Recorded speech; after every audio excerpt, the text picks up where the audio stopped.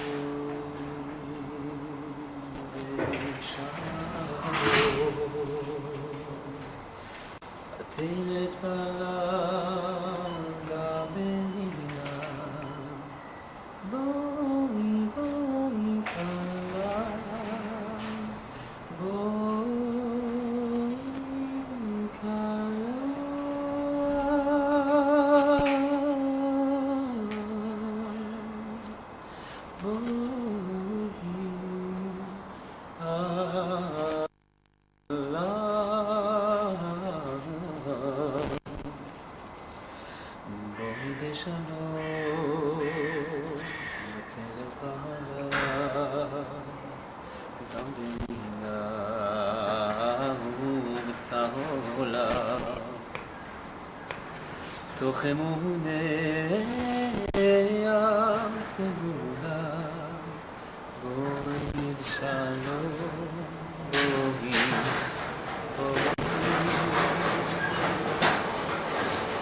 בואי בשלום עטרת פלם גם ברינה ובתעולה תוך אמוני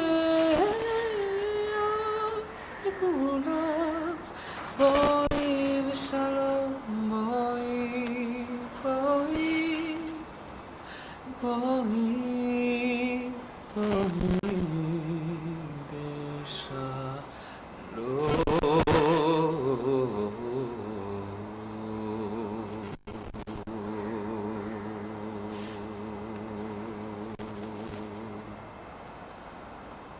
Votre autobiographie, qui êtes-vous? Alors je me Où suis... êtes-vous né?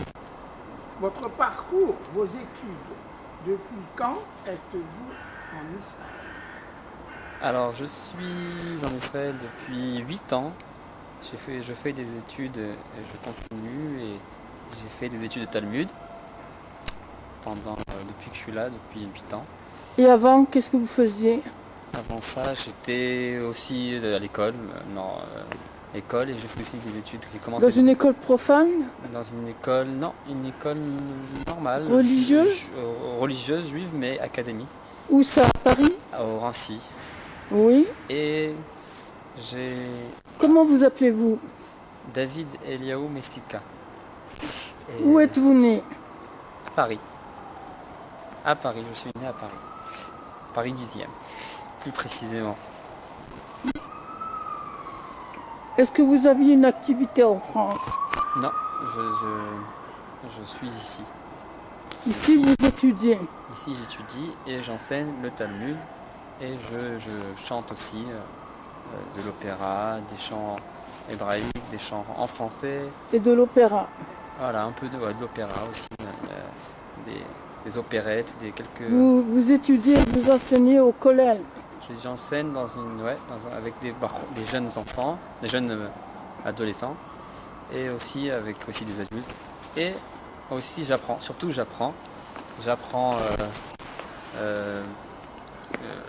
l'étude talmudique. On essaye d'apprendre un peu ce qui est zoharique avec des professionnels. Et surtout j'aime bien la musique, le sport et la philosophie juive, ce qui m'intéresse beaucoup. De quelle origine êtes-vous? De quelle origine sont vos parents? Alors mes parents... Que faisaient vos parents? Mes parents sont marocains, ma mère est marocaine Et mon père est tunisien. Ils sont venus en France dans les années 75, 74 mon père de Tunisie et ma mère des années un peu plus tard du Maroc. Mes parents, ma mère est virtuose au piano, donc elle est prof de piano, elle enseigne, elle fait aussi des fois des concerts de piano et c'est la musique classique magnifique.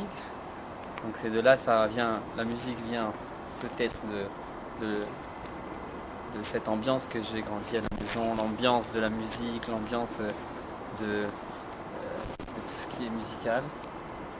Et mon père, lui, il a appris le Talmud à l'époque à Paris. Et il enseigne jusqu'à aujourd'hui le Talmud. Et surtout, il enseigne la joie de vivre dans l'être humain à Paris. Et ça aussi nous l'a fait rentrer. Ça s'attache très bien avec la musique parce que la musique, c'est la joie de vivre. C'est la joie à s'adapter entre l'être et la joie extérieure. C'est quand on chante, on arrive à exprimer une joie, on arrive à la faire sortir vers l'extérieur. C'est ce que j'ai réussi un peu à percevoir grâce à ces moments que je chante, ces moments où j'écoute une chanson, ces moments où je participe à des événements musicaux. Voilà, tout ça peut-être vient et sûrement une grande part par mon éducation que j'ai reçue. Mes parents, mon père enseigne la joie de vivre, à travers des conférences qui reviennent du Talmud et du Zohar. Et ma mère enseigne la musique. Donc c'est sûr que ce que mes parents font a une grande influence sur moi aujourd'hui. Votre occupation actuelle, le collège, pourquoi? Vous ne travaillez pas, mais vous percevez une petite somme. Collège, combien? C'est votre femme qui travaille. Alors j'étudie au collège, parce que je pense qu'il y a encore beaucoup à apprendre. Apprendre dans ma philosophie de vie et surtout quelque chose qui n'est pas seulement philosophique, c'est-à-dire c'est pas seulement quelque chose que j'apprends puis je fais au plus tard, mais j'apprends et ça m'apporte quelque chose au présent, que j'exprime quelque chose qui est dans mon sérel, que le sérel... C'est quoi le sérel? De mon intellect, j'exprime de mon intellect à l'extérieur, c'est ce que je ressens au fond de moi après une grande étude. C'est-à-dire qu'à chaque fois que j'apprends un sérel, ça c'est un but concret, de pouvoir mettre ça dans la vie du jour et rapporter quelque chose de profond à moi-même et aux autres dans la vie de tous les jours. Ça veut dire que quand on apprend quelque chose au collège, c'est quelque chose qui va automatiquement se faire transmettre aux autres, qui va se faire automatiquement passer dans ma famille personnelle, chez la famille, chez mes amis, dans mon être, tout. Et c'est ce que l'étude n'est pas quelque chose d'en vain pour directement ça va vers l'enseignement, vers le fait qui est de donner, le fait de donner, le chesed, c'est le chesed. Le chesed, c'est de donner, de partager, et c'est surtout ce que le monde aujourd'hui a besoin, qu'on partage de choses intelligence, et tout ça provient grâce à l'étude. Donc grâce à l'étude, on peut être étudiant toute la vie, comme on connaît bien. La vie est une école, et chaque jour on apprend, mais elle n'est pas une école juste pour pouvoir atteindre un but au futur, mais juste pour le présent. On apprend, on peut partager ce qu'on connaît aux autres, et ils peuvent en profiter tout autant aussi vite qu'on connaît, plus vite qu'on présente. Est-ce que vous êtes rémunéré au collège? Alors oui, en fait, ça s'appelle une IMGA, ça s'appelle une bourse. Une bourse, c'est quelque chose de vraiment un soutien, mais ce n'est pas une paye. Le but, c'est pour pouvoir aider les élèves à continuer dans leurs études, dans leurs recherches, mais pas un but en soi de gagner cet argent-là. C'est juste un petit moyen. Voilà. Et votre femme travaille? Ma femme travaille dernièrement parce qu'elle a fini de finir ses études de comptabilité. Donc c'est dernièrement et elle travaille, elle commence, elle fait en même temps ses formations sur le terrain. Sur le terrain de quoi? Sur le terrain de la comptabilité et de tout ce qui est dans tout ce qu'elle a appris. Donc elle fait c'est un peu sa formation et en même temps elle travaille dans ce qu'elle a appris. Que pensez-vous de la femme et de la femme en général en Israël? Est-ce qu'elle a sa place? Est-ce qu'elle est bien tout? Alors pour ma femme, c'est et la femme chez tout le monde, c'est une importance très importante, une importance assez forte. C'est un choix. Quand quelqu'un choisit une personne, c'est qu'il a des projets, c'est qu'il compte sur elle sur plein de choses. Donc pour moi, la femme, c'est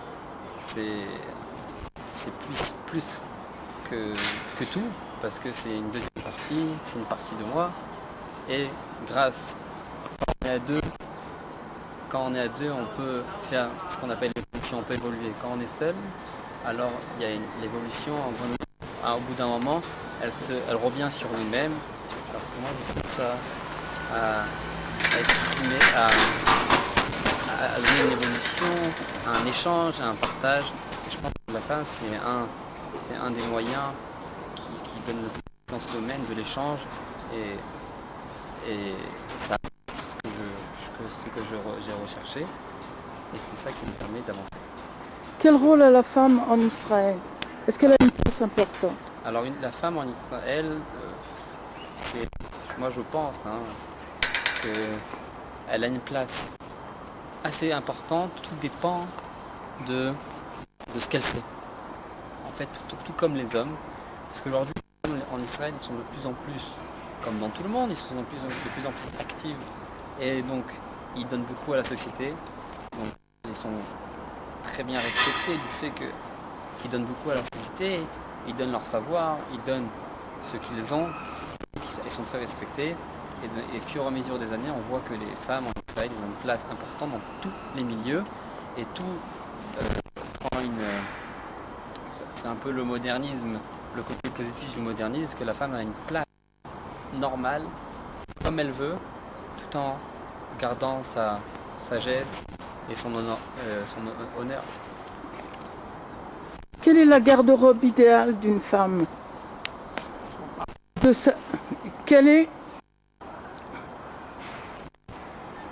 Qu'est-ce que vous aimeriez trouver dans la garde-robe de votre femme? Les choses qui vous plairaient? Alors les choses qui me plairaient, c'est une très bonne question.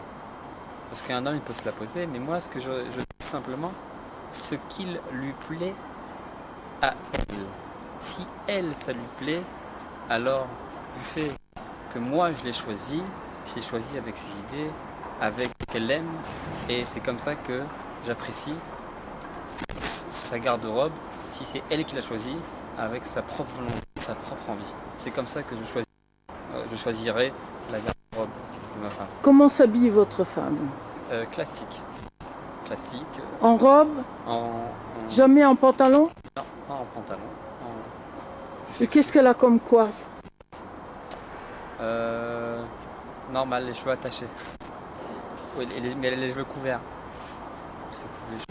Les cheveux couverts avec un foulard? Avec un foulard. Oui. Quel est son parfum? Ça change. C'est-à-dire qu'elle en a plein. Êtes-vous allé à la yeshiva? Oui, je suis à la yeshiva. Où? À Paris ou en Israël? Je suis à la yeshiva. J'étais à la yeshiva à Paris. Puis en Israël. Aujourd'hui, je suis en Israël. Donc, comme je disais tout à l'heure, j'apprends et j'enseigne en même temps. Donc, quelle est l'ambiance de la yeshiva? La yeshiva en général ou la yeshiva? En général. En général, la yeshiva. Et celle que vous avez connue? La yeshiva en général, c'est une ambiance très d'études.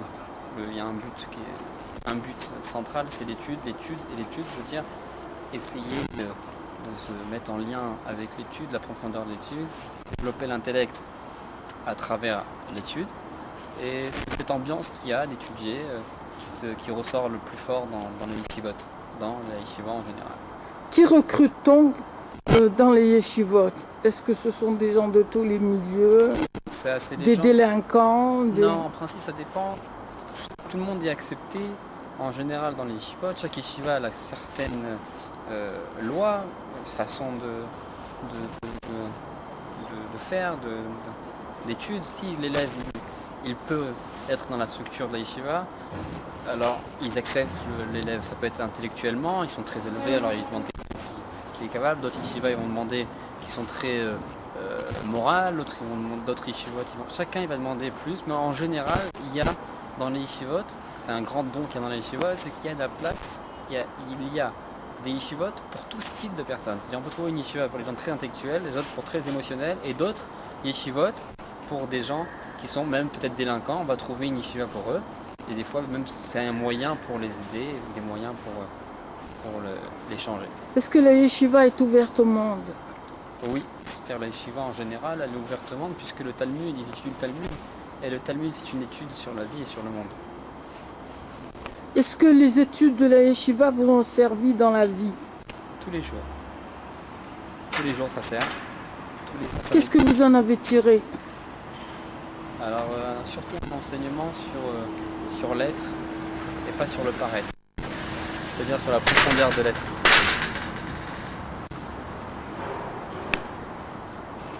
À quoi vous destinez-vous? La musique, l'enseignement et la musique, l'enseignement et surtout la philosophie juive, c'est-à-dire la profondeur de l'être, comment la Torah, la Bible et même le Talmud et les commentateurs du Talmud, du Zohar perçoit l'homme. C'est ça qui m'intéresse dans le... Vous avez changé la dernière fois. La dernière fois, vous m'aviez dit que vous feriez shochet, c'est-à-dire sacrificateur. Est-ce que vous avez changé? Je ferai ça en deuxième plan, pas en premier plan. Parallèlement à vos études musicales. Ah oui. Qu'est-ce que vous apportent les deux, la musique et le métier de shochet? Le métier des shochet n'a vraiment rien à voir avec la musique. Shochet, c'est un métier qu'on a besoin pour la vie réelle d'un pratiquant juif. On a besoin des shochatim.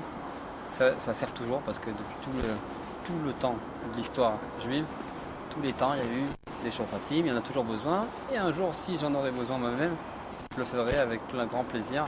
Et c'est beaucoup plus simple qu'on le croit. Mais bon, ça s'apprend. Votre dada? Non, pardon. Pour être shochet et pour faire de la chanson, il faut être costaud. Et vous êtes menu. Et pourtant, vous avez du coffre. Et je suppose que vous avez des muscles. Oui, bien entendu. Les muscles ne sont pas obligatoirement le conducteur de l'énergie de l'homme, parce que l'homme, comme on voit dans les arts martiaux, l'homme contient des muscles, mais contient aussi des tendons. C'est-à-dire les muscles sont au milieu de chaque partie du corps. Par exemple ici il y a le bras, il y a des muscles, mais au bout du bras il y a des tendons. Dans les arts martiaux, on utilise beaucoup les tendons. L'art martiaux, je parle des arts martiaux pas musculaires, donc c'est-à-dire modernes aujourd'hui. Les anciens arts martiaux utilisent beaucoup les tendons, c'est-à-dire l'énergie qui sort surtout énergétique. C'est-à-dire c'est une certaine intelligence, comment faire un geste sans se fatiguer et avec toute l'énergie qu'il faut, que ça soit effectif et que ça marche.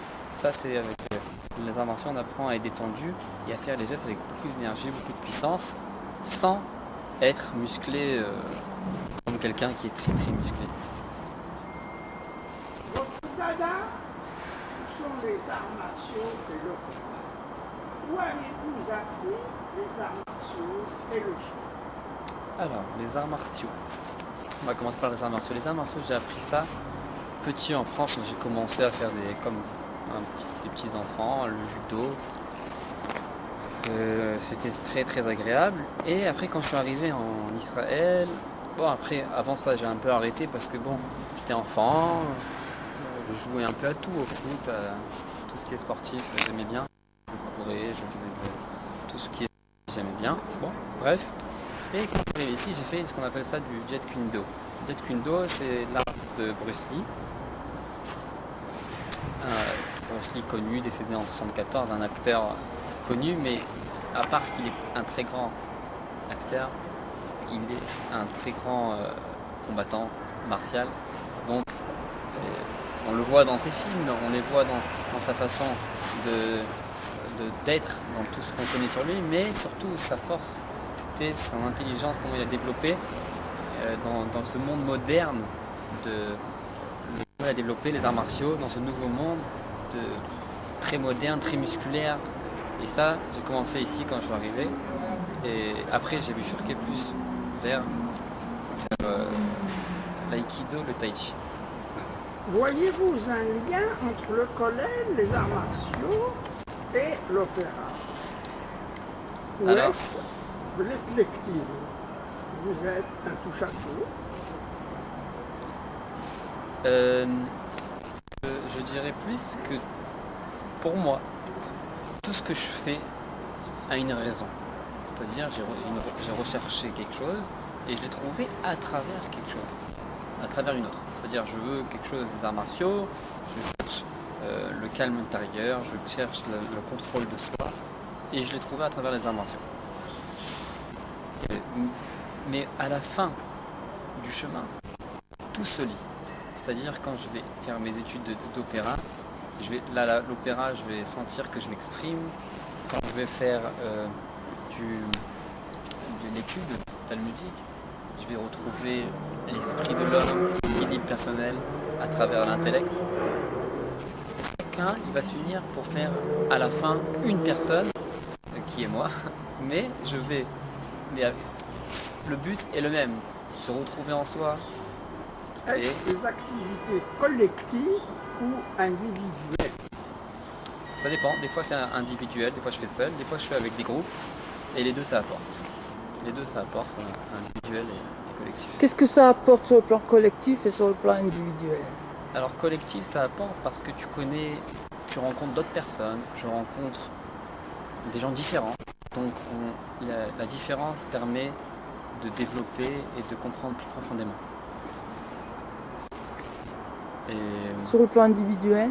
sur le plan individuel, c'est l'esprit, le fait que l'esprit arrive à intégrer à l'intérieur de moi, à faire quelque chose qui est en plus profond en moi. Ça, on ne le fait pas quand on est avec du monde, on le fait quand on se retrouve seul à seul.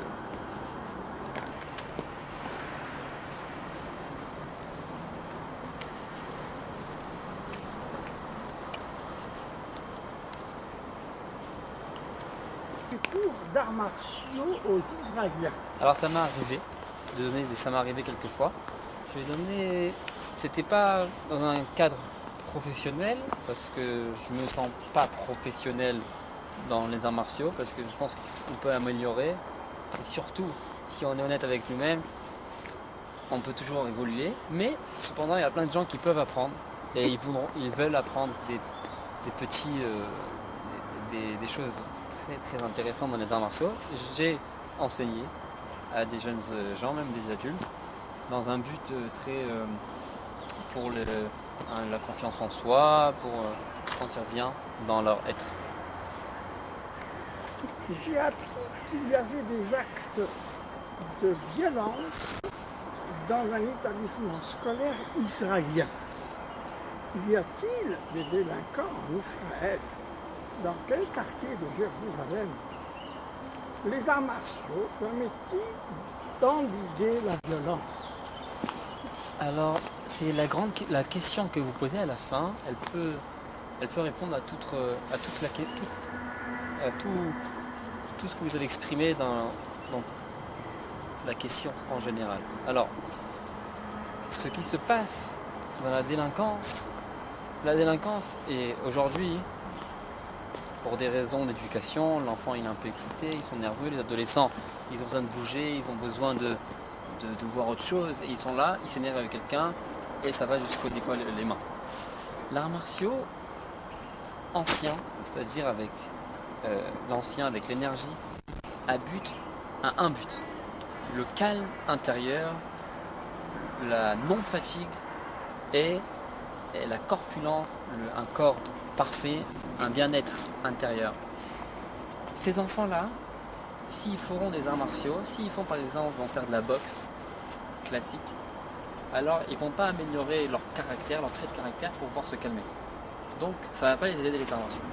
Mais s'ils font des arts martiaux, ils se mettent au sérieux dans les arts martiaux plus doux, ou bien avec un prof très sensé, même en boxe, c'est-à-dire en boxe, quand je dis boxe, c'est tous les arts martiaux modernes, MMA, c'est-à-dire mix martial art, MMA, mix martial art, c'est-à-dire qu'ils mélangent tous les arts martiaux, c'est bien, mais il ne faut pas que ça sorte de l'esprit des arts martiaux de la base, c'est-à-dire le calme intérieur, le contrôle de soi, et utiliser ça dans des bonnes circonstances. Attention, seriez-vous prêt à chanter et à faire une démonstration des arts martiaux dans les rues de Jérusalem? Alors, rue calme, je ne mange pas. Mais tel mon caractère, j'aime rester discret. Donc dans la rue, s'il y a beaucoup de monde, je ne le ferai pas. Mais si par exemple ici, ça ne me dérange pas.